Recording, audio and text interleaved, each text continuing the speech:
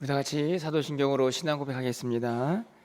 전능하사 천지를 만드신 하나님 아버지를 내가 믿사오며 그 외아들 우리 주 예수 그리스도를 믿사오니 이는 성령으로 잉태하사 동정녀 마리아에게 나시고 본디오 빌라도에게 고난을 받으사 십자가에 못 박혀 죽으시고 장사한 지 사흘 만에 죽은 자 가운데서 다시 살아나시며 하늘에 오르사 전능하신 하나님 우편에 앉아 계시다가 저리로서 산 자와 죽은 자를 심판하러 오시리라. 성령을 믿사오며 거룩한 공예와 성도가 서로 교통하는 것과 죄를 사하여 주시는 것과 몸이 다시 사는 것과 영원히 사는 것을 믿사옵나이다. 아멘. 우리 찬송가 303장 날 위하여 십자가에 찬양드리겠습니다. 303장입니다.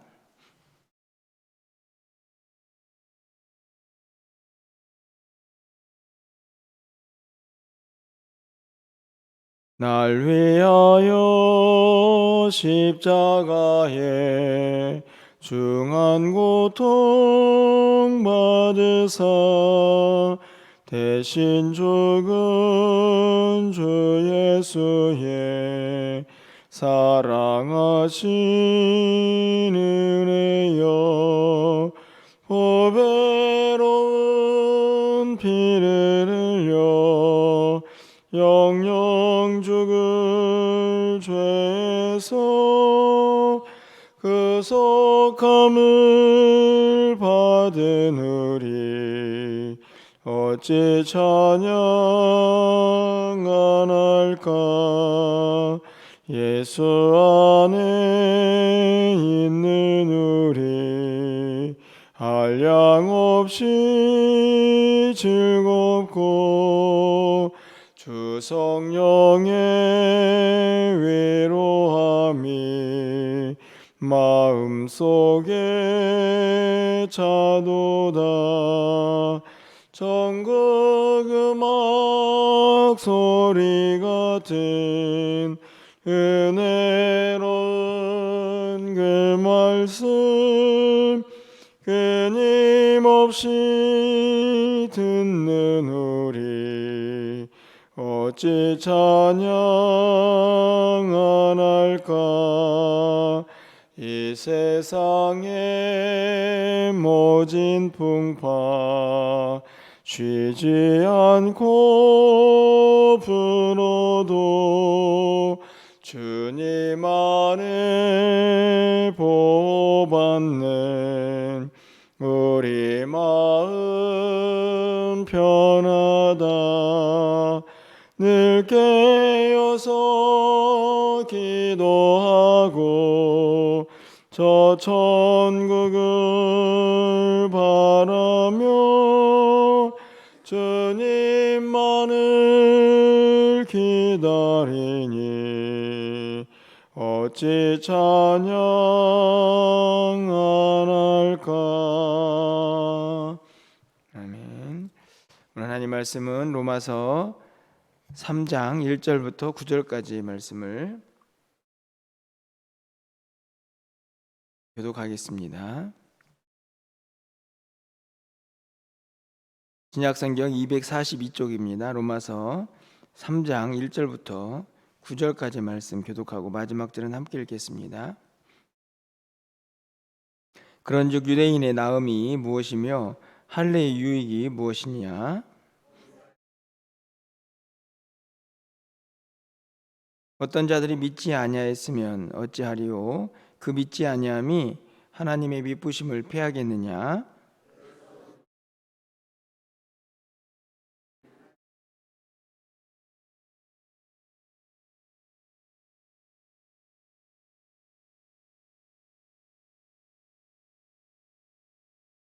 그러나 우리의 불의가 하나님의 의를 드러나게 하면 무슨 말하리요. 내가 사람이 말하는 대로 말하노니 진노를 내리시는 하나님이 불의하시냐.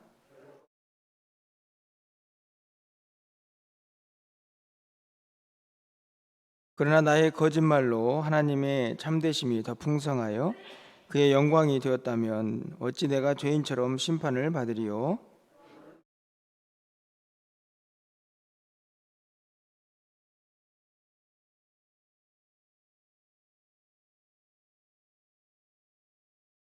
9절입니다. 그러면 어떠하냐? 우리는 나으냐? 결코 아니라 유대인이나 헬라인이나 다 죄 아래에 있다고 우리가 이미 선언하였느니라. 아멘. 로마서를 계속 읽고 있는데요. 오늘 본문에서도 여러분이 보았듯이 로마서에는 이런저런 질문들이 계속 던져지는 그런 모습들을 보게 됩니다. 사실은 내용도 교리적인 내용들이 좀 있어서 그냥 쉽게 이해할 수 없는 좀 딱딱한 부분도 있고 어려운 부분도 있게 되는데, 사실은 개인적으로 우리의 이 로마서에 대한 어려움을 더 깊게 하는 것이 바로 이런 질문들이 아닌가 이런 생각이 듭니다. 왜냐하면 질문들을 오늘 읽어보셨지만 이렇게 쉽게 좀 이해하기가 좀 어려운 질문들이 있게 되기 때문이죠.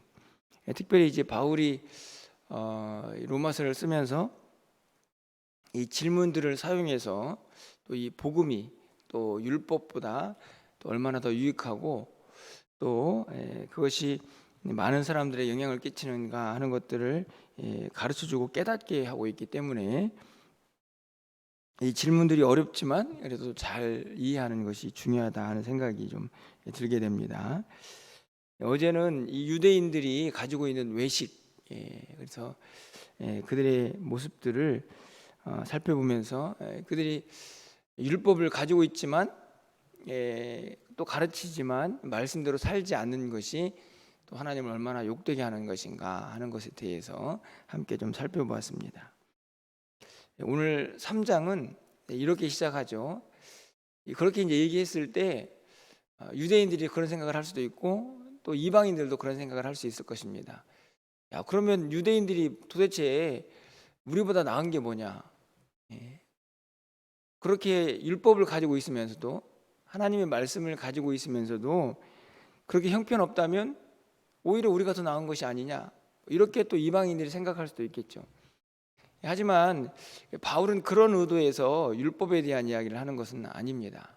여러분이 잘 알다시피 바울은 율법을 충분히 인정을 하죠. 왜냐하면 유대교에 있다가 예수를 믿은 그런 이제 기독교인들은 여전히 이 율법에 대한 기대를 가지고 있기 때문에 그렇다고 해서 율법을 완전히 무시할 수도 없고 실제적으로 율법은 그렇게 무시당할 그런 내용은 아닌 것입니다. 그래서 오늘 본문은 이렇게 시작을 합니다. 어제의 그 부정적인 내용을 좀 반전을 통해서 조금 뒤엎는 듯한 내용을 하고 있죠. 유대인의 나음이 뭐냐? 여기 또 질문을 합니다. 유대인이 이렇게 낫다 이렇게 말하면 여러분 좀 더 이해하기 쉬울 텐데 또 질문을 하죠. 그렇게 유대인들이 형편없는 사람들처럼 보이지만 유대인들이 그래도 나은 것이 있다, 이거를 말하고 싶어 하는 것입니다.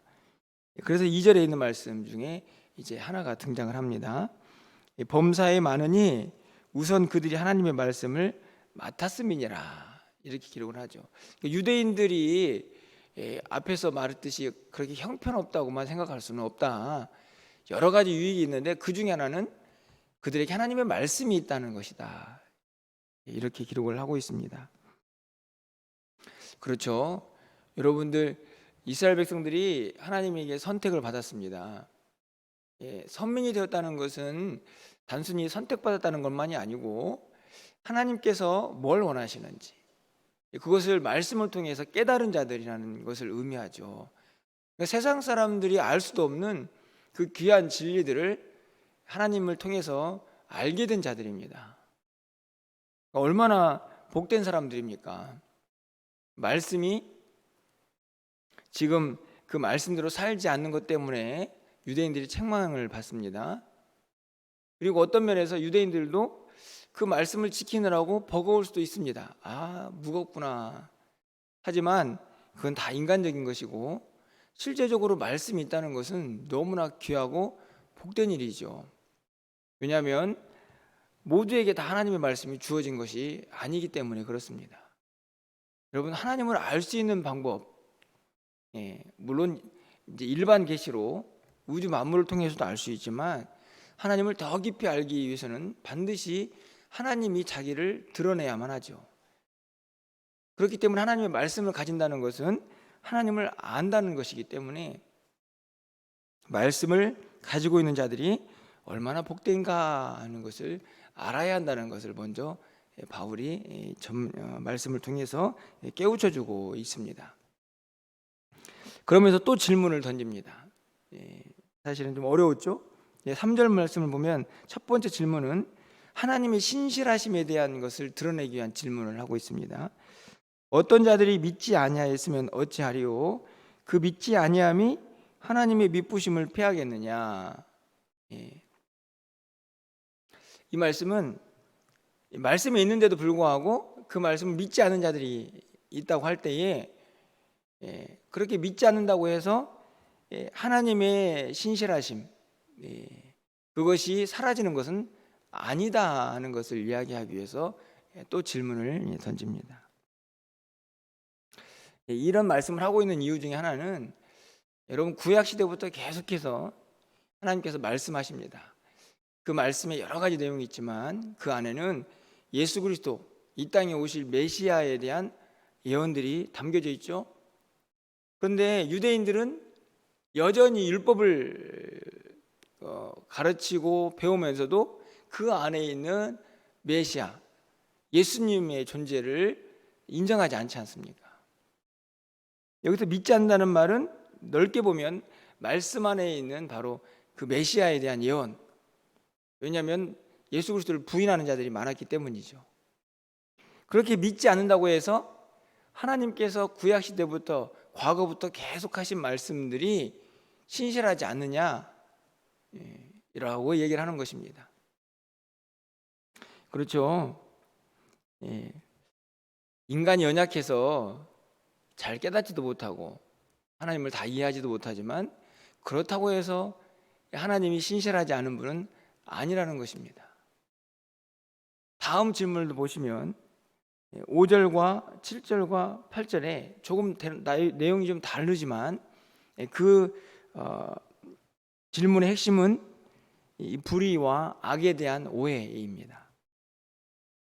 5절 상반절 말씀 보면 그러나 우리 불의가 하나님의 의를 드러나게 하면 무슨 말하리요? 이렇게 되어 있는데 이것은 무슨 말을 의미하는 거냐면 사람들이 하나님이 의로우시니까 그럼 우리가 막 죄를 지으면 하나님의 의가 더 강하게 드러날 것이 아니냐 이렇게 말하는 자들이 있었다는 것이죠. 그러면 하나님의 의를 막 드러내기 위해서 우리가 막 악을 행해도 되지 않느냐, 말도 안 되는 궤변이지만 그렇게 이야기하는 자들이 있었다 하는 것입니다. 7절 상반절도 마찬가지죠. 나의 거짓말로 하나님의 참되심이 더 풍성해진다. 마찬가지죠. 우리가 막 거짓말하고 우리가 부정하고 정직하지 못하면 하나님은 정직하시니까 그분이 막 드러날 것이 아니냐, 그러면서 자신들의 짓는 죄를 합리화하는 것입니다. 8절도 마찬가지입니다. 또 그러면 선을 이루기 위해서 악을 행하자 하지 않겠느냐. 선을 이루기 위해서는 선을 행해야 되는데 자신들이 그 악하면 악할수록 하나님의 선이 더 드러날 것이기 때문에 죄를 짓는 것이 문제가 안 된다고 이렇게 얘기하는 사람들이 있다 하는 것을 바울이 이야기를 하면서 그 궤변들, 사실은 이런 이야기들을 왜 하는 것입니까? 진짜 하나님 앞에서 늘 의롭게 사는 사람들이 이런 말 하지는 않겠죠. 자신들이 얼마나 악한가 하는 것을 포장하기 위한, 외식하는 사람들이 하는 전형적인 궤변인데 바울이 그것을 질문을 통해서 깨트리면서 그럴 수 없다 이렇게 이야기를 하는 것입니다. 제가 두 가지 질문, 물론 질문이 많지만 그것들을 정리해서 두 가지로 말씀을 드렸는데요. 제가 생각하기에 이 바울이 말하고 있는 이 내용의 가장 핵심은 저는 이것이라고 생각합니다. 뭐냐 하면 인간 편에서 하나님을 판단하는 것이죠. 자신들이 믿지 않는 것을 통해서 하나님은 신실하지 않은 분이시다 판단하고, 또 자신들이 악을 행하면서도 그것을 포장하기 위해서 우리가 악하면 악할수록 하나님은 더 그 의가 드러나는 분 아니냐, 이렇게 궤변을 쏟아놓습니다. 다 무엇 때문이냐? 자기 입장에서, 다시 말하면 인간의 입장에서 하나님을 평가하는 거죠. 하나님을 판단하는 것입니다. 사실은 있을 수도 없는 이야기인데, 정말 정직하고 겸손한 인간은, 겸손한 사람은요, 자기 입장에서 하나님을 보는 게 아니고 하나님은 어떤 분인가, 하나님은 우리에게 무엇을 원하시는가를 하나님 편에서 먼저 생각하는 사람인 것이죠. 그렇다고 하면 이렇게 악을 행할 수가 없는 것입니다. 왜냐하면 하나님은 의를 행하시는 분이시고 의를 원하시는 것이죠. 우리 모두가 거룩하기를 원하시는데 그 하나님의 마음을 안다면 이런 궤변을 쏟아놓을 수가 없는 것입니다. 다 인간 편에서 자신의 약함을 포장하고 외식하는 자들의 궤변이라는 것을 바울이 지적을 합니다. 그러면서 이런 결론에 도달을 하는 거죠. 오늘 9절에 있는 말씀입니다. 그러면 어떠하냐? 우리는 나으냐? 또 질문을 합니다. 그렇지 않다. 유대인이나 헬라인이나 다 죄 아래에 있다. 이런 궤변을 쏟아놓는 사람들, 그런 사람들을 보면서 저 사람들 형편없네, 그렇게 말할 수 있을 것입니다. 또 앞에서 말했던 유대인들, 예를 들면 율법을 가르치면서도 자신들은 율법대로 살지 않는 외식하는 유대인들 형편없네 말할 수 있을 것입니다. 또 이방인들 어떻습니까? 말씀이 없으니까 그들도 형편없네 이렇게 말할 수 있겠죠. 하지만 이방인들이나 유대인들이나 동일한 것이 하나 있는데 그것은 모두가 다 죄 아래에 있다 하는 것입니다. 그렇죠. 우리가 너무나 잘 알고 있는 내용이지만 바울은 사실은 이런저런 이야기들을 계속하면서 가장 강조하는 것은 결국은 무엇입니까? 복음이죠.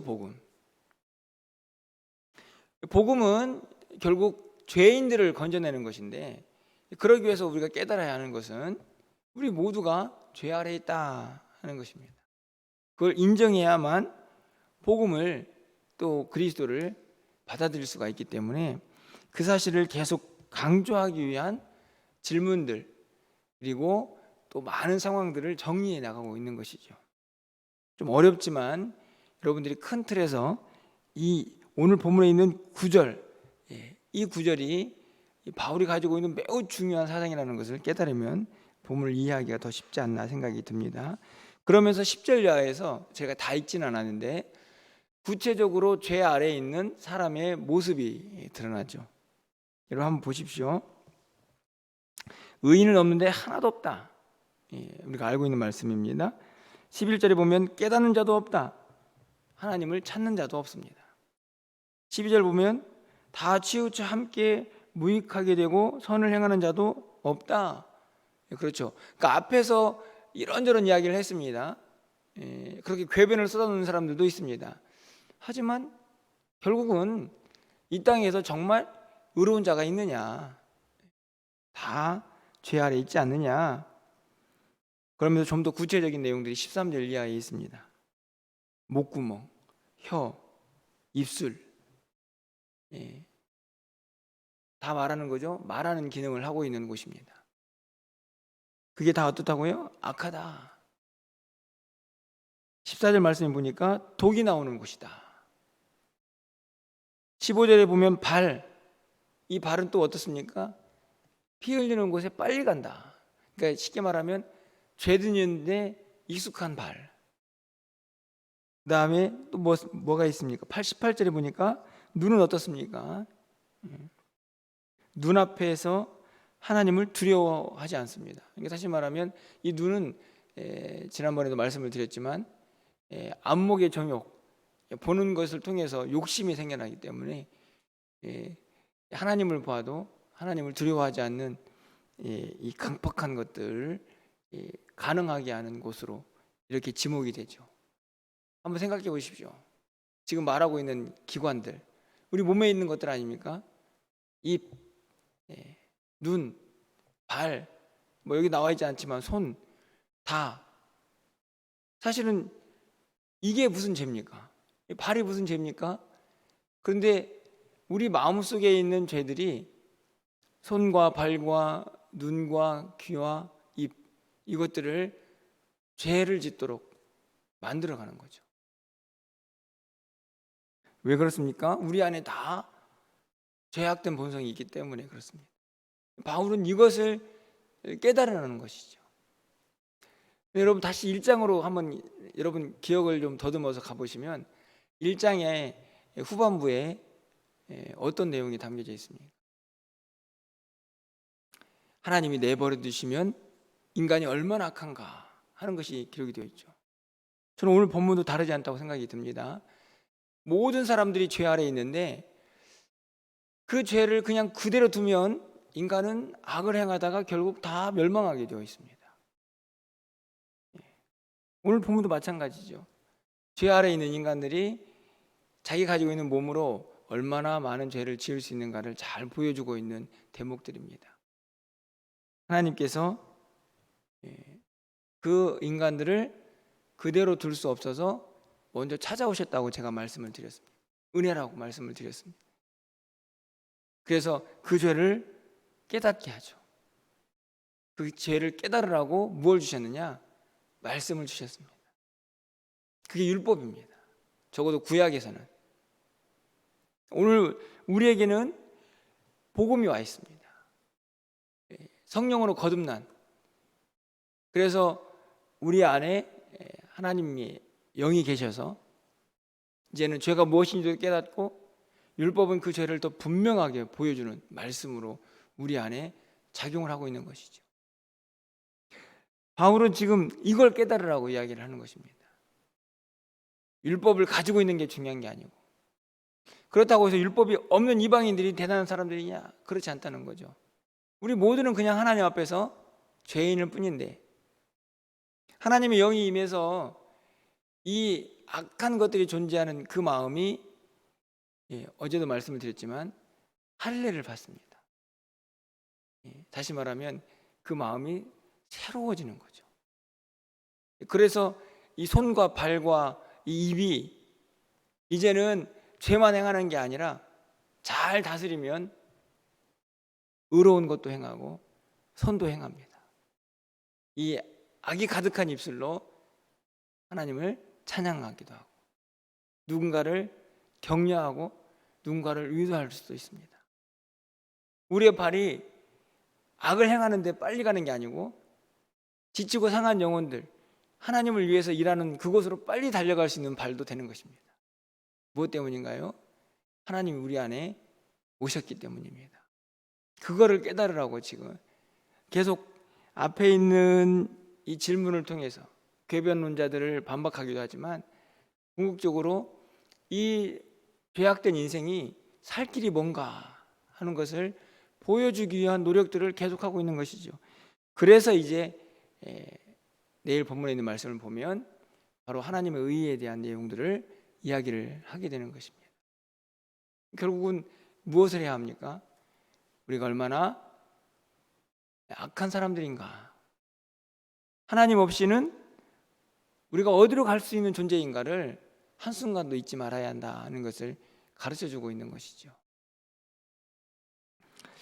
여러분, 오늘 본문에서 여러분이 좀 꼭 기억해야 할 것은 우리 인간적인 생각으로 하나님을 판단할 수 있는 분은 아니라는 것을 절대로 잊어서는 안 됩니다.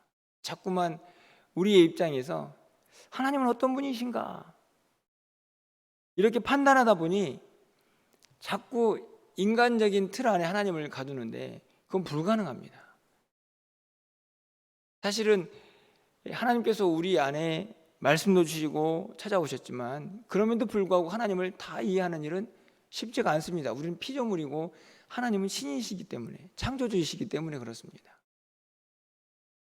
오늘 이 궤변론자처럼 나에게서 하나님을 보지 마시고 하나님을 먼저 보셔야 합니다. 하나님을 보시고 내가 누구인가를 보아야만 제대로 그 말씀도 깨닫고 하나님 어떤 분인가를 우리가 조금이나마 이해할 수 있다 하는 것이 오늘 본문의 가르침이고, 또 한 가지는 그렇게 해야만 하는 이유는 우리 안에 죄악된 본성이 있기 때문에 우리로부터 출발한 하나님은 오해 그리고 온갖 포장과 또 잘못된 것으로 하나님을 바라볼 수밖에 없는 존재라는 것을 우리가 깨달아야 합니다. 그래서 늘 나로부터 시작되는 하나님이 아니고 하나님부터, 하나님을 바라보면서 그 하늘로부터 온 지혜로 그 하나님을 인정하고 깨닫는 것이 우리에게 필요하다는 것을 항상 기억해야 한다는 말씀이죠. 오늘 우리의 모습들을 좀 돌아보면서 우리의 입, 우리의 손, 우리의 발, 이것이 어떤 도구로 사용되고 있는가 한번 살피고 또 이 아침에 기도할 때에는 우리가 가지고 있는 이 모든 육체의 기관들이 우리 안에 이미 와 계신 성령님의 도우심을 통해서 하나님이 원하시는 곳에 사용될 수 있는 그런 한 날이 될 수 있기를 여러분이 좀 간절히 기도하는 이 아침이 되었으면 좋겠습니다. 불의와 악, 여러분 그냥 두면 그쪽으로 갈 수밖에 없는 우리의 본성이지만 성령님의 통제를 받아서 우리의 이 모든 육체의 기관들이 주님을 위해서 또 연약하고 지쳐있는 영혼들을 위해서 잘 사용될 수 있는 그런 한 날이 되어서 우리의 삶이 하나님을 욕되게 하는 삶이 아니라 하나님을 더 영화롭게 하는 삶으로 우리 모두가 사용될 수 있는 그런 한 날이 되기 위해서 여러분 기도하시고 또 성령님의 도우심을 받고 또 힘차게 또 오늘 한 날을 시작할 수 있는 그런 시간들이 되시기를 주님의 이름으로 간절히 축원합니다. 기도하겠습니다. 사랑의 하나님, 우린 연약해서 자꾸만 인간적인 틀 안에서 하나님을 판단하고 하나님을 생각할 때가 많이 있습니다. 하나님 다시 한번 우리 모두에게 하늘의 신령한 지혜로 우리 모두를 다시 한번 깨우쳐 주셔서 하나님을 인간적인 관점이 아니라 하나님의 순전한 마음을 우리 마음속에 간직할 수 있는 그런 은혜가 우리 가운데 있게 해 주시고 오늘 말씀을 통하여 깨달은 대로 우리 모든 육체의 기관들이 하나님의 선한 도구로 사용될 수 있도록 우리를 붙잡아 주시고 또 인도하여 주시옵소서. 우리의 입과 또 우리의 손과 또 발이 온전히 주의 영광을 드러내는 데 사용되게 하셔서 하나님의 기쁨이 되게 하여 주시고 오늘 한 날 우리의 죄악된 본성들이 성령님을 통해서 통제되고 또 정결케 되어서 하나님의 말씀대로 살아가는데 힘이 되고 용기가 되는 그런 우리의 마음이 될 수 있도록 주께서 함께하여 주시옵소서. 사랑하는 성도들이 오늘도 기도합니다. 하나님께서 성령의 충만함으로 함께하여 주셔서 모든 악한 것들을 능히 이길 수 있는 우리의 마음이 되게 하여 주시고 또 그 마음 가지고 한 날을 살아가면서 또 이런저런 우리를 유혹하는 것들이 있겠지만 담대하게 승리해낼 수 있는 하나님의 사람들이 다 될 수 있도록 주님 인도하여 주시옵소서. 하나님과 동행하는 한 날이 되게 하시고 기쁨과 감사와 또 우리를 찾아오신 그 하나님을 향한 은혜에 대한 찬양이 넘치는 한 날이 될 수 있도록 주님 도와주시옵소서. 그렇게 하루를 보내게 하시고 또 오늘 저녁에 있을 수요예배 가운데에도 함께 하셔서 은혜 충만한 시간 되게 하여 주시고 말씀의 능력을 경험하는 한 날 될 수 있도록 주님 도와주시옵소서. 오늘도 우리가 기도할 때에 하나님께서 하늘문을 활짝 열어주셔서 우리 가운데 역사하시는 하나님의 은혜를 경험하는 복된 시간 되기를 간절히 소망하옵고 우리 주 예수 그리스도의 이름으로 기도합나이다. 아멘.